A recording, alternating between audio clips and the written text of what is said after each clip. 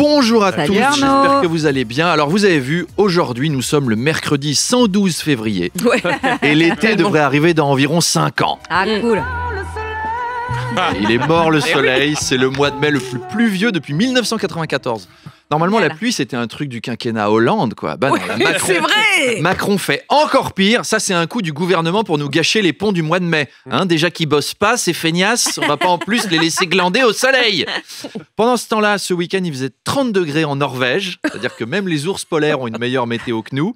Manu Le Chip me proposait dans les couloirs qu'on se fasse une petite raclette après l'émission. Voilà, c'est cohérent avec la semaine. Ou une Allez, la localisation en Norvège. La politique. Hier, le député insoumis Sébastien Delogu a brandi un drapeau de la Palestine à l'Assemblée nationale pendant une intervention de Franck Riester. Il avait l'air tout surpris, Franck Riester. D'habitude, les gens s'endorment quand il parle. Et là, il s'est passé un truc. Vous avez vu les yeux qu'il fait Donc, Sébastien Delogu et David Guiraud, un autre député insoumis, se sont invectivés avec le député pro-israélien Meir Habib. Le conflit s'importe chez nous, là. Avant que ça dégénère, je propose une solution pacifique. La solution à 2 assemblées. C'est comme la solution à 2 États. Les pro-israéliens à l'Assemblée nationale, les pro-palestiniens au Sénat. Ne me dites pas merci, j'ai les solutions à tout. Au Sénat, on va voir, je reçois Bruno Retailleau tout On à va l'heure. lui Je suis demander pas s'il est totalement sûr qu'il serait pour cette cette solution. Arnaud, le gouvernement défend son projet de fusion de l'audiovisuel public, c'est-à-dire fusionner Radio France et France Télévisions. Oui, quitte à trouver n'importe quel argument pour le faire. L'autre jour, la ministre Agnès Pannier-Runacher était interrogée sur le sujet. Vous vous souvenez d'Agnès Pannier-Runacher? Oui. C'est celle qui disait... Lorsque tu vas sur une ligne de production, c'est pas une punition. Et ben là, elle était interrogée. Elle était donc interrogée sur le projet de fusion de France Télévisions, de France Info Région et de France Inter et toutes leurs émissions. Et elle a déclaré sur cette fusion... L'âge moyen pour la télé publique, c'est 64 ans. On est en train de perdre la bataille des jeunes. Regrouper Radio France et France Télé, c'est réinvestir les jeunes générations. Et c'est vrai, elle a raison. Apolline, Manu, vous avez des ados. S'ils ne regardent pas Question pour un champion, c'est parce qu'ils sont trop occupés à écouter France Culture. L'audimat des jeunes est coupé en 2. Bah oui, évidemment. C'est les deux. J'espère qu'elle se fera cette fusion. On verrait les animateurs de France Culture relancer le plus grand cabaret du monde. Ce serait formidable. Bonsoir et bienvenue dans le plus grand cabaret du monde avec Jean-Noël Jeanneney pour une soirée de détente et de rire avec un numéro à forte résonance pataphysique puisque Djibril Cissé sera déguisé en Louis de Funès et fera la danse de Rabbi Jacob, la danse des rabbins avec toute l'équipe de l'AJ Auxerre de 2003. C'est quasiment dada, si vous voulez. C'est génial, ça n'est que de l'amour. Puis nous retrouverons des clowns du cirque de Pékin dans un numéro de pétomanes qui font flamber leur flatulence sur Allumer le feu de Johnny Hallyday. Le symbolisme de la flamme dans le paix flambé étant bien sûr une référence prométhéenne. C'est vaincre le dragon. C'est ce qu'on retrouve dans le protestantisme anglican, sans vouloir insulter le savoir de nos téléspectateurs, ma chère Apolline. Mais d'abord, nourrissons nos âmes en musique. Voilà, on reconnaît du si bémol majeur, une composition contemporaine. Ce serait formidable. La marque Sniffy, Arnaud, fait polémique en commercialisant une poudre blanche énergisante à sniffer par le nez et c'est légal. Oui, on avait supprimé les cigarettes en chocolat parce que ça incitait au tabagisme des jeunes. Et bien, quelques années plus tard, voilà Sniffy. Sniffy, la poudre à sniffer avec une paille pour jouer au drogué avec tes copains. Deviens ton cocaïnomane préféré. Je suis Benoît Magimel. Et moi, Pierre Palmade. Non, c'est moi. Déjà, la dernière sniffette, c'est toi qui as fait le producteur à Canal+. Valentine, elle m'a piqué ma seringue. Sniffy, c'est le champomis de la coke. Les enfants pourront aller s'acheter des faux joints dans des magasins de joints, C'est dingue. comme Joint Club. Joint Club. Du. Alors, Frédéric Valtou a déclaré vouloir interdire cette cochonnerie. Et là, évidemment, vous vous dites, mais qui est Frédéric Valtou? Eh bien, c'est le ministre de la Santé. Mais ça fait que 6 mois qu'il est là, on n'a pas eu le temps de retenir son nom.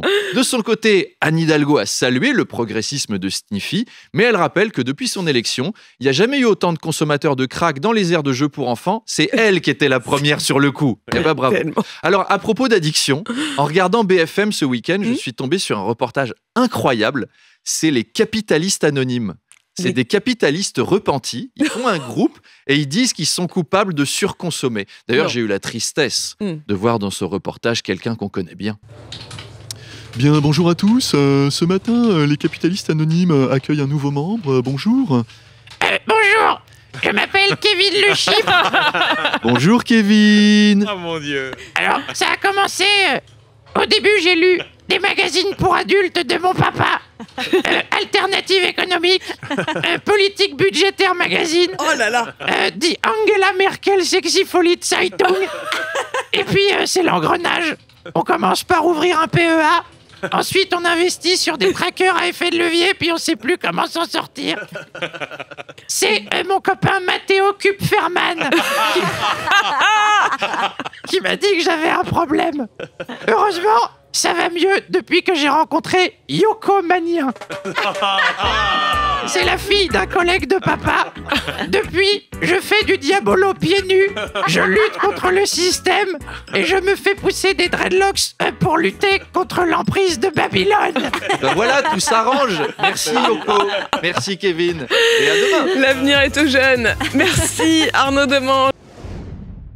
Arnaud, mon invité ce matin, c'est Bruno Retailleau, le président du groupe LR au Sénat. Oui, et avec Bruno, on va notamment parler du projet de loi sur la fin de vie. Voilà, rions un peu avec l'euthanasie. Bruno Retailleau est très critique sur ce projet de loi.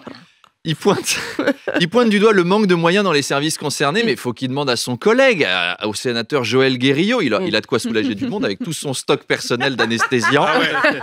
Mais je comprends que Bruno Retailleau ne soit pas chaud sur la fin de vie. Après la présidentielle, les LR étaient eux-mêmes en phase terminale. Monsieur Retailleau, votre parti a vécu un choc. On va devoir le débrancher, là. Valérie Pécresse a pris... une énorme branlée, regardez l'encéphalogramme des LR, là c'est plat, ça bougera plus. C'est pas possible! Appelez Éric Ciotti, dites-lui qu'on va injecter 20 mg de populisme. Et finalement, il a eu raison d'y croire, c'était le bon remède, puisque 2 ans après, les LR respirent encore, un peu, mais ils respirent encore. Vous le sentez, le parcours du combattant sur la fin de vie ou pas? Le formulaire de demande à remplir sur findevie.gouv.fr avec 17 pages de questionnaire à renvoyer, un exemplaire à la Sécu, Bah oui. Ça arrive chez moi. un à l'hôpital, un à la mutuelle. Après, on appelle Amélie. Et après, on appelle Amélie parce qu'on n'a pas pris le bon rendez-vous à la sous-préfecture la plus proche de la commune de naissance. Qu'il faut faire en personne avec 3 quittances EDF et obtenir le CERFA avec une attestation sur l'honneur de 2 membres de la famille qui doivent fournir une copie de dossier scolaire. À la fin, c'est sûr que tu as envie de mourir. Hein. Ah bah à la fin, les gens, ils vont se flinguer eux-mêmes. On gagnera du temps. Alors, l'euthanasie, on en pense qu'on veut. Ce qui m'inquiète, moi, c'est l'euthanasie sous ce gouvernement. Celui qui taille dans tous les budgets. Là, ils vont voter la loi. Puis dans 6 mois, Bruno Le Maire, il va se pointer en interview. Les procédures de fin de vie sont hélas très coûteuses. Alors, qu'en débranchant simplement une petite prise de courant... regardez, on gagne du temps et on économise de l'électricité pour cet hiver. Bah, ils en sont capables, hein, je suis désolé. Donc, on en parle avec Bruno Retailleau et c'est à 8h30. À 8h30 tout à l'heure, mais on vous retrouve d'ici là.